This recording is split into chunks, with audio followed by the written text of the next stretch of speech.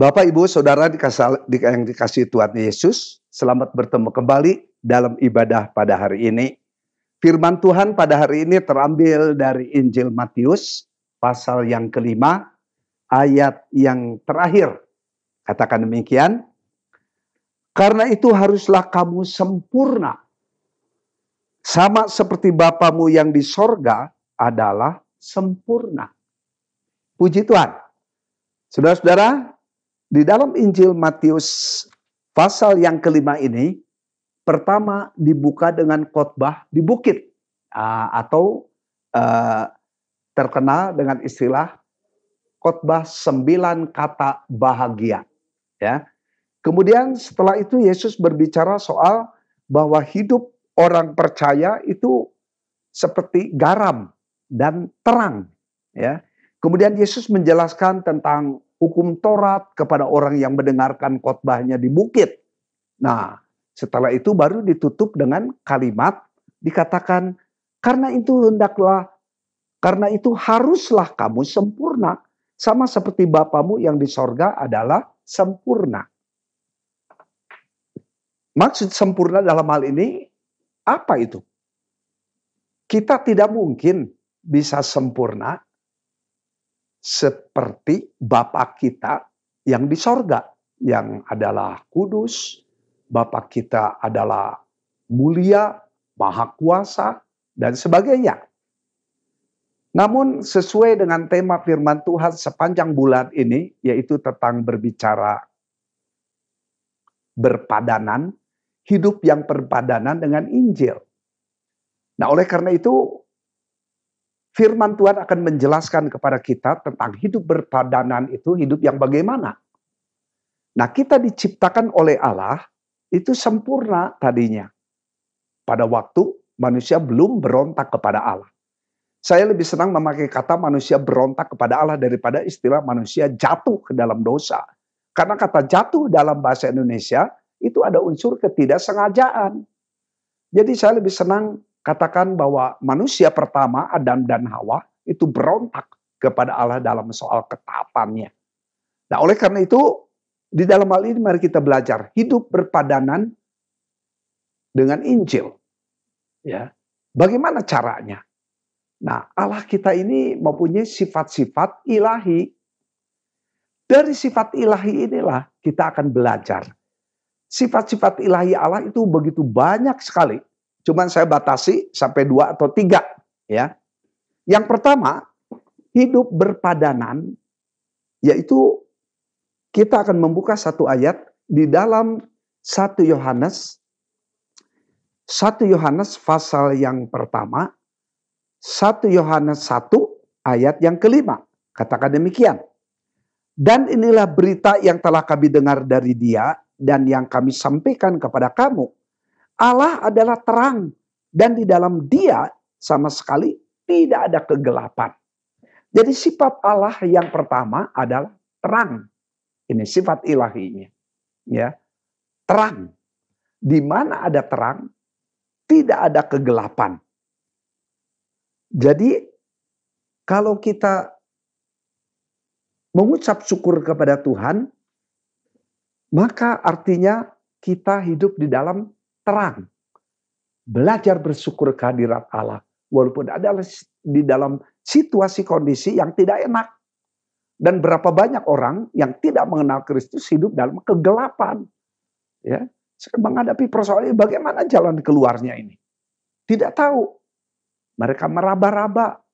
Mereka istilahnya mencari way out, jalan keluar. Karena tidak mendapatkan jalan. Sedangkan berbicara soal jalan, Yesus katakan dalam Yohanes 14 ayat 6, akulah jalan katanya. Dan kebenaran dan hidup pada akhirnya.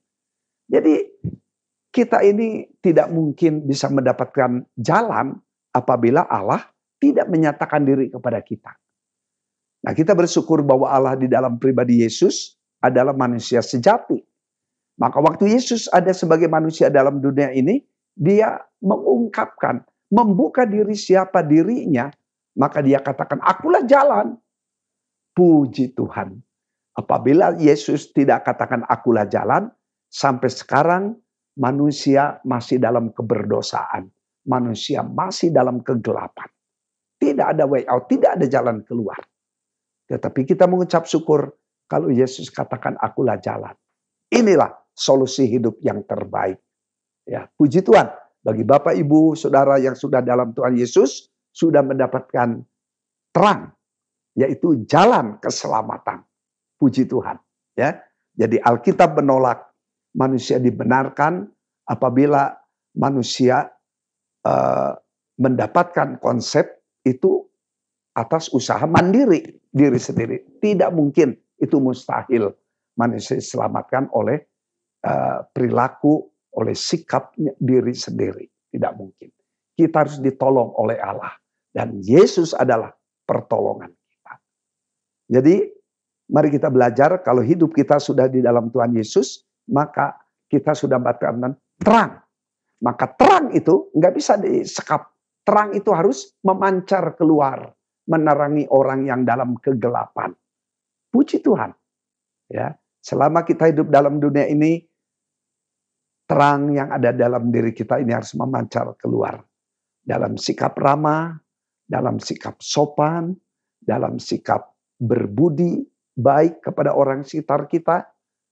Kita juga siap menolong orang yang dalam kesulitan. Sejauh mana Tuhan memberikan kemampuan, kita menolong. Puji Tuhan.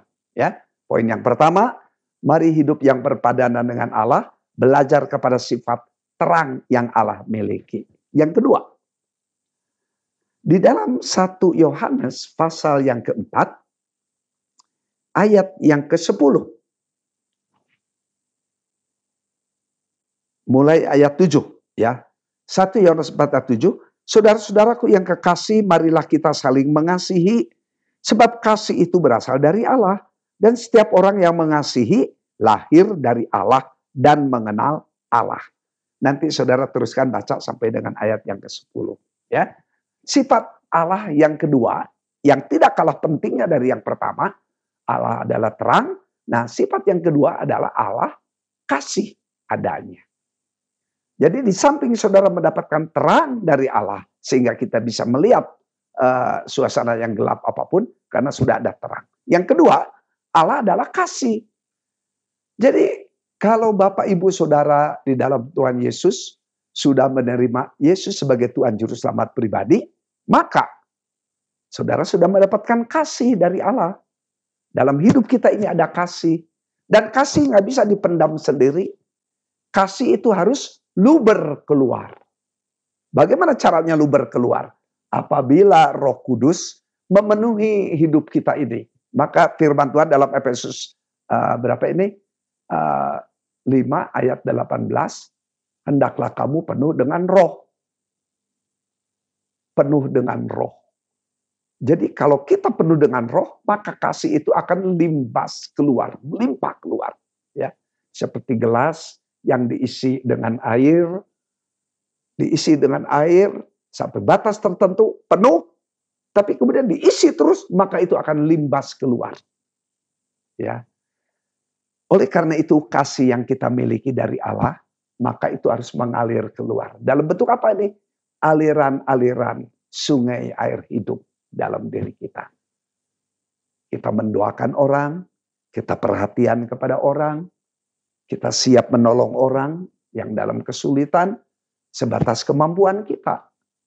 Ya, oleh karena itu kasih tidak bisa dipendam. Itu kasih harus ada refleksi, harus ada percikan-percikan keluar dalam hidup kita ini. Dan kalau umpamanya orang terus memuji, orang berterima kasih, bukan karena kita, tapi itu karena Allah yang ada di dalam diri kita. Maka muliakan Allah melalui sikap hidup kita, melalui tutur kata kita. Hidup boleh menjadi berkat bagi orang di sekitar kita. Puji Tuhan. Yang ketiga, yang terakhir, yaitu di samping Allah adalah terang, di samping Allah adalah kasih, tetapi juga Allah adalah Esa. Dalam 1 Timotius itu ada ayatnya, ya. Tapi yang saya akan ajak Bapak Ibu Saudara sekalian, yaitu di dalam Yudas surat Yudas itu surat sebelum Wahyu, ya. Yudas 25. Allah yang esa, juru selamat kita oleh Yesus Kristus Tuhan kita. Bagi Dia adalah kemuliaan, kebesaran, kekuatan, dan kemuliaan. Kebesaran, kekuatan, dan kuasa sebelum segala abad, dan sekarang, dan sampai selama-lamanya. Amin. Allah yang kita kenal di dalam pribadi Yesus adalah Allah Tritunggal. Jadi dalam ketunggalan, dalam keesaan ini kita mengenal ada Bapa, ada Yesus Kristus, ada Roh Kudus. Bapa, Yesus Kristus, Roh Kudus adalah Allah. 3, tapi 1 dalam kesatuan. Karena Allah. Tapi kita tidak pernah katakan kata ganti pribadi, kata ganti orang. Allah ini mereka. Tidak pernah. Selalu dipakai kata ganti ketiga orang tunggal. Dia. Ia. Ya, oleh karena itu di sini keunikan Allah Tritunggal di dalam pribadi Yesus yang kita kenal. Nah, sifat ilahi yang ketiga yang tidak kalah pentingnya dari 1 dan 2, Allah kita adalah Allah yang esa. Apa ini artinya? Artinya ketunggalan ini itu harus ada di dalam hidup kita ini. Nah, kita sendiri terdiri dari roh, jiwa, dan fisik. Itu ada di dalam diri kita. Demikian juga Allah yang kita kenal, Allah Bapa, Allah Anak atau Yesus Kristus, dan Allah Roh Kudus. Puji Tuhan. Puji Tuhan. Selalu di dalam alam semesta ini, segala sesuatu, selalu serba 3. Ya, serba 3. Cuman tidak ada tokoh yang katakan 3 barang dapat sekian. 3 barang umpamanya 10.000. Ya, 3 barang umpamanya 20.000. 3 barang, ada dulu pernah kalau nggak salah ya, yang katakan 3 barang sekian harganya. Ya, puji Tuhan. Ya, coba aja kita lihat banyak perumpamaan dalam dunia ini selalu terdiri dari 3. Ada pintu di depan saya ini. Ada pintu, ada handle, ada kunci. Apalagi nih? Ada S.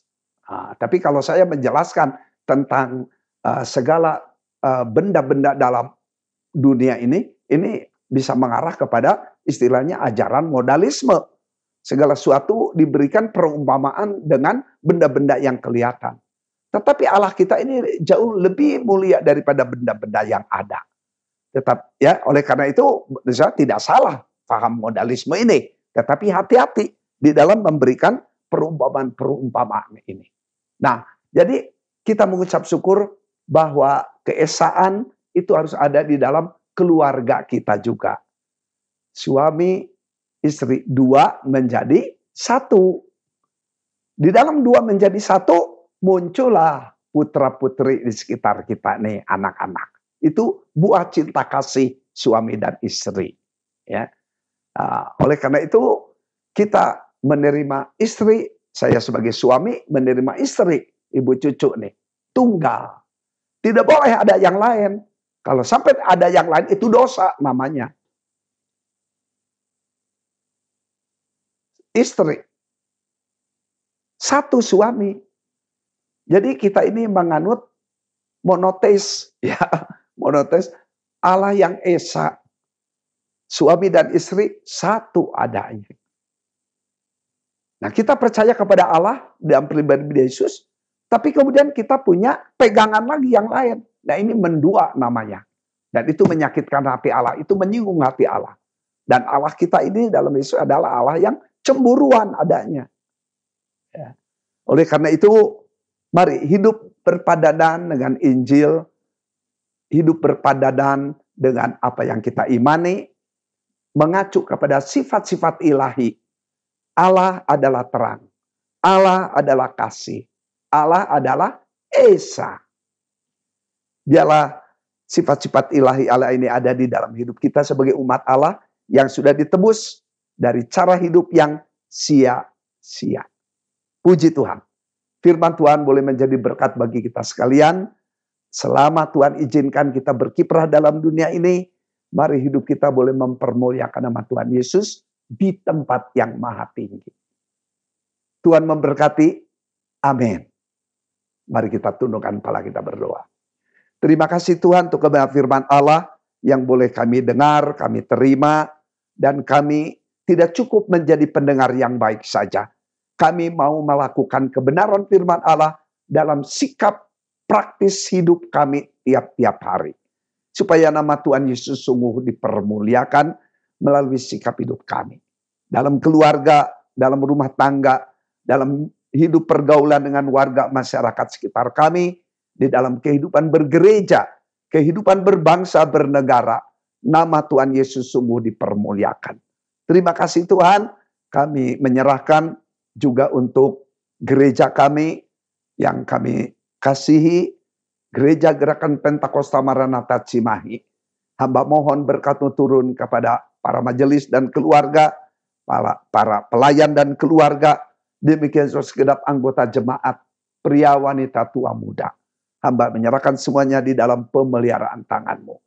Tuhan juga memberkati gereja-gereja yang ada di seluruh muka bumi, di Indonesia maupun di luar negeri. Hamba juga mohon berkat perlindungan pada saudara-saudara seiman kami yang ada di negara-negara yang sulit, negara Afghanistan, negara Timur Tengah, di mana banyak anak-anak Tuhan yang mengungsi, mencari aman. Hamba percaya Tuhan yang memberkati, Tuhan yang menyertai mereka sekalian. Terima kasih Bapa, di dalam nama Tuhan Yesus kami sudah berdoa dan mengucapkan syukur. Amin.